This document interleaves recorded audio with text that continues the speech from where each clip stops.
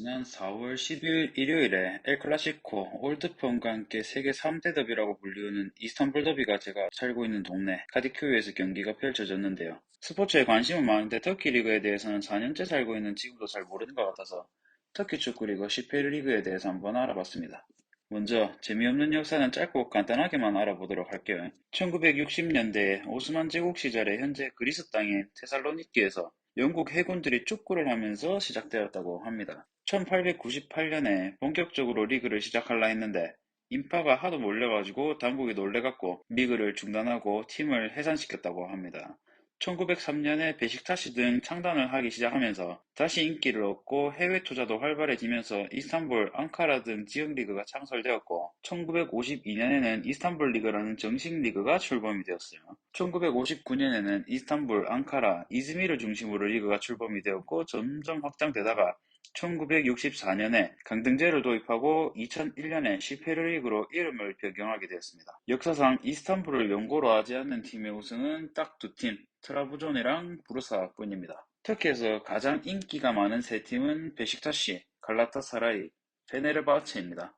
세 팀 다 1900년대 초반에 창단을 했고 터키 프로축구 역사상 강등 경험이 없는 세 팀입니다. 서포터즈끼리는 서로 못 잡아먹어가 안달인데 한국의 서울, 수원 슈퍼매치 할 때 서포터즈들의 열기는 별게 아니고 특히 페네르바체랑 갈라타사라이, 이스탄불 더비가 있는 날에는 이스탄불 전역에서 그 열기를 느낄 수가 있어요. 자, 먼저 베식타시입니다. 스스로를 검은 독수리로 부르고 있는 베식타시는 1903년에 이스탄불 베식타시에 있는 공장 노동자들이 만든 클럽으로 세계 클럽 중에 역사가 가장 오래됐습니다. 시페르리그 16회 우승과 국제무대에서도 간가히 모습을 보이는 팀인데 86-87 시즌에 유로피안컵 8강까지 올라간 적이 있는데 1차전이 상대적 약체인 알바니아의 디나모 티라나였고 2차전은 기권승을 해서 올라간 8강이었습니다.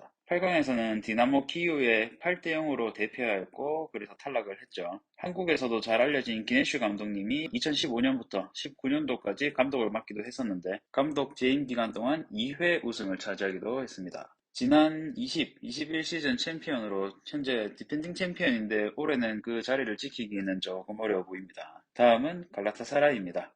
스스로를 아슬란, 사자라 표현하고 있고 1905년에 갈라타 지역 쪽에서 귀족들이 모여가 만든 클럽입니다. 클럽의 탄생이 다른 팀하고는 차원이 다른데 오스만 제국이 무너지기 전까지는 자금력에 있어서 어마어마한 차이를 보였어요. 시페르 리그는 22회 우승으로 최다 우승을 거머쥐고 있는 팀이고 국제 무대에서도 예전에는 간가히 모습을 많이 비추긴 했는데 특히 62-63 시즌 유로피안컵에는 터키 팀으로 처음 8강에 오른 후 91-92 시즌 유로파리그 전신인 유로컵 위너스컵에서 8강에 진출했고 99-00 시즌에 현재 유로파리그로 이름이 바뀐 유에파컵에서 아스날을 꺾고 우승을 차지했습니다. 레알 마드리드와 슈퍼컵에서 우승을 차지하기도 했습니다. 마지막으로 김민재 선수가 뛰고 있는 페네르바체입니다. 노란 카나리아라고 불리는 팀인데 1907년에 사병들과 초급 장교들이 모여서 만든 클럽입니다.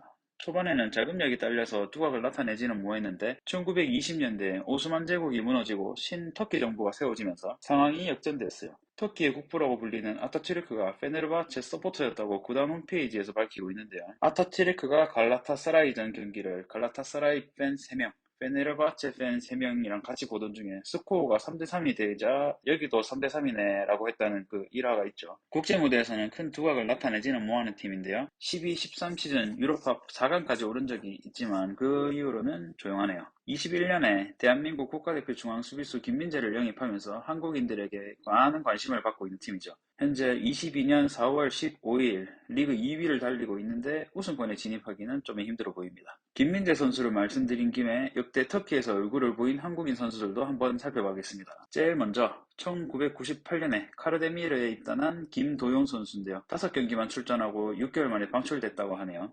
그 다음이 이유령 선수입니다. 2002년 월드컵이 끝난 후 트라부존이랑 입단 계약을 해서 월드컵 멤버 중에서는 유럽 진출 1호를 기록했습니다. 조금 잡음은 있었지만 3시즌 동안 좋은 활약을 보이며 뛰었다고 하네요. 다음은 신영록 선수입니다. 2008년에 수원 삼성에서 브루사스포로로 이적을 했고 4골을 기록하기도 하는 등 좋은 활약을 펼쳤는데 2009년에는 벤치를 지키는 시간이 많아지기도 하고 그때까지도 계약금을 받지 못해서 구단을 떠나기로 합니다. 떠난 뒤에 바로 브루사스포르가 리그 우승을 차지한 건 비밀입니다.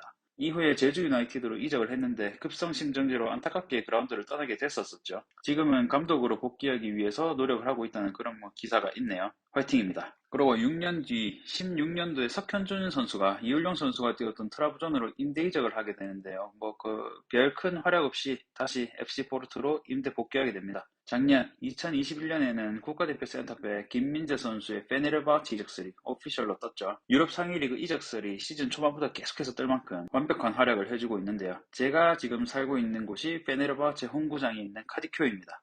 많은 터키인들이 저를 보면서 김민재 따봉 이렇게 많이 날려줍니다. 김민재 선수가 유럽 상위 리그로 가서 활약하는 모습이 보고 싶긴 한데 조금만 더 여기서 남아주시면 아닙니다. 터키에서의 프로축구는 어마어마한 인기를 가지고 있는데 화려한 빛에는 진한 그림자가 있죠. 사건 사고가 끊임없이 일어납니다. 2010-11 시즌에는 페네르바체의 승부 조작 사태가 있었는데요. 회장이 구금됐다가 1년 만에 출소되었고 이후에 무죄로 밝혀지기도 했죠. 이 사건에 대해서 2021년에 법정 선고가 있었는데요. 이 사건을 꾸며낸 전직 경찰과 언론사 대표가 무려 1,000년이 넘는 징역형을 선고받았습니다. 또 2015년 4월 4일은 페네르바체에 있어서는 비극적인 날이었습니다. 리제스포르 원정길에 나서서 5대1로 이긴 후 돌아오는 버스에 시돈불상자가 총격을 가해서 버스 운전기사가 부상을 입고 슈페르리그가 일주일 동안 중단된 적이 있어요. 아직도 범인은 잡지 못했다고 합니다. 2013-14 시즌에는 베식타시가 갈라타사라이를 홈으로 불러들여 경기를 하던 중에 관객 수천 명이 경기장에 난입한 사건도 있습니다. 전반에 우구 알메이다 선수의 골로 앞선 베식타시가 후반 디디아의 드록바에게 연속골을 허용하며 2대1로 역전을 당했습니다. 그리고 종료 직전에 펠리페 멜루의 백태클로 경기장이 많이 과열됐는데요. 퇴장당한 멜루가 유니폼을 벗고 베식타시 팬들을 도발했습니다. 그걸 본 베식타시 팬 수천 명은 그대로 경기장에 난입했고 선수들과 심판진은 피신을 했다고 하네요. 이후에 2만 1,000파운드 벌금과 무관중 4경기, 감독은 3경기 출장 금지, 체포당한 팬들은 평생 경기장 출입 금지라는 벌을 받기도 했답니다. 보다 더 전에 99년에는 UEFA컵 4강에 오른 갈라타사라이가 리즈 유나이티드를 홈으로 불러들여 경기를 하게 되었는데요. 이스탄불 원정을 갔던 리즈 팬 2명이 경기 전에 흉기에 찔려 사망하게 되는 사고가 발생을 하게 됩니다.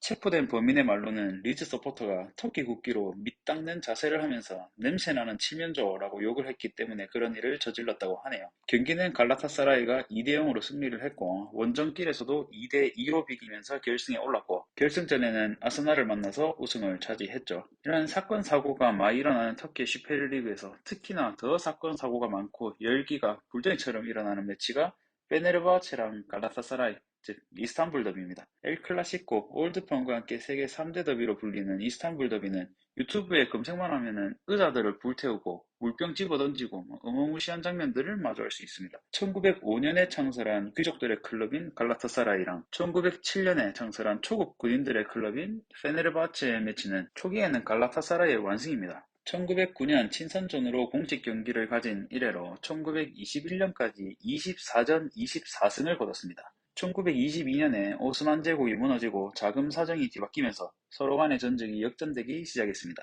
1950년대까지만 해도 서로 사이좋게 지는 팀한테 응원도 해주고 격려도 해주고 하는 사이였는데 1960년대에 TV와 리그 민영화 등으로 상업적 라이벌 관계가 형성되기 시작했는데요. 초기 의도는 좋았는데 갈수록 열기가 더해가며 사건, 사고가 끊이지 않게 됐죠. 2013년 5월에는 서포터즈끼리 폭행하고 칼부림에 의해서 사망사고도 발생했습니다. 이 사건 이후에 축구 관람 실명제도 도입했는데 딱히 개선은 되지 않고 있습니다. 갈라타사라이가 슈페르리그 우승은 22회로 페네르바체 19회보다 앞서 있지만 준우승 횟수는 13회, 22회로 페네르바체가 압도하고 있죠. 이 수치로도 두 팀 팬들은 격론을 벌이기도 해요. 또 페네르바체는 1959년 터키 프로축구 리그 정식 출범했을 때 초대 우승팀이기도 합니다. 이 이스탄불 더비를 겪은 마테아 케즈만은 경기 후에 그저 살아남은 것에 대해 감사할 뿐이다 라고 인터뷰를 했다고 해요. 근데 터키에서 오래 뛴 선수들은 관중이 던진 물통을 그대로 받아서 물을 마시기도 하고 얼굴에 물을 적시면서 더위를 달래기도 하죠. 피해도 많은데 그만큼 어마어마한 열기를 자랑하다 보니 두 팀의 경기는 재정적으로 도움이 되기도 합니다. 2002년 11월에 페네르바체가 갈라타사라이를 6대0으로 이기자 페네르바체는 바로 6대0을 이용한 상품들을 내놨는데요. 관련 상품들은 이틀 동안 무려 4만 장이 넘게 팔려나갔고 페네르바체 팬들은 이스탄불 더비 때마다 이 상품을 입고 약을 올리곤 했죠. 2004-2005 시즌에는 갈라타사라이가 페네르바체를 5대1로 이기면서 똑같은 상품을 내기도 했습니다. 이처럼 두 팀의 서포터들은 상상을 초월한 만큼 팀에 대해 어마어마한 사랑을 보내주곤 하는데요. 그 사랑이 너무 넘쳐나기 때문에 절대 그 사랑을 건드려서는 안 됩니다. 매치가 있는 날에는 절대로 상대팀 유니폼을 입고 그 지역을 돌아다녀서는 안 돼요. 예를 들어서 갈라타사라이 유니폼을 입고 카디큐에를 거리는 행위는 평소에는 조롱을 좀 받을 정도겠지만 이스탄불 더비가 있는 날에 술이 들어간 페네르바체 팬의 눈에 띄게 된다면 장담할 수 없는 결과를 맞이하게 될 겁니다. 조심하세요. 터키 리그가 이렇게 과격한 팬들을 그냥 놔두지는 않아요. 아까 말씀드린 것처럼 축구 관람 실명제를 도입한 것도 제재의 일환이기도 하고 실제로 서포터즈들이 과격한 행동을 하거나 축구장에 난입하는 등 사고가 일어나게 되면 다음 경기를 무관중으로 치르게 됩니다. 근데 이는 팬에 대한 예의가 아니라는 판단이 있어가지고 무관중 경기보다 13세 이상의 남성을 못 들어오게 하는 징계를 받는 게 대부분이죠.